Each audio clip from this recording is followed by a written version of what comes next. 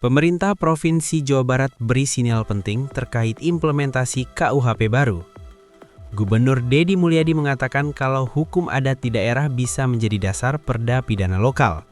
Apa maksudnya? Simak penjelasan lengkapnya berikut ini. Hukum adat jadi perda pidana? Menjawab hal ini, Gubernur Jawa Barat Deddy Mulyadi memberikan pernyataan yang menjadi sorotan publik. Ia mengatakan bahwa hukum adat yang berlaku di sejumlah komunitas di Jawa Barat berpotensi dijadikan dasar untuk peraturan daerah, perda pidana, selama sesuai dengan prinsip konstitusional dan tidak bertentangan dengan hukum nasional yang lebih tinggi.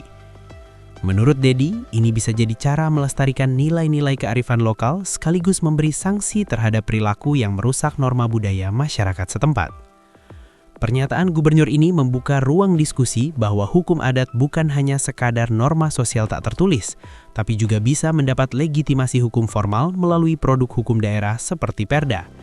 Ini berarti perilaku yang melanggar nilai budaya setempat, misalnya perbuatan yang dianggap tidak bermoral berdasarkan adat setempat, bisa diatur dan diberi sanksi pidana lokal melalui perda, selama tetap sesuai dengan aturan konstitusi Indonesia. Perda plus hukum adat sama dengan penguatan kearifan lokal. Tanggapan atas pernyataan ini terbagi. Sebagian masyarakat mendukung gagasan tersebut karena dianggap menguatkan kearifan lokal dan memberi ruang pada nilai budaya daerah. Namun sebagian lain mengingatkan agar perlindungan hak asasi manusia tetap dijaga dan bahwa aturan pidana yang diambil dari hukum adat harus sangat jelas agar tidak melanggar prinsip hukum nasional. Respons beragam, diskusi publik.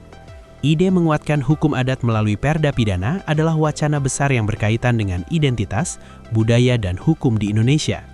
Menurut kamu, apakah hukum adat layak dijadikan dasar perda pidana? Tulis pendapat kamu di kolom komentar.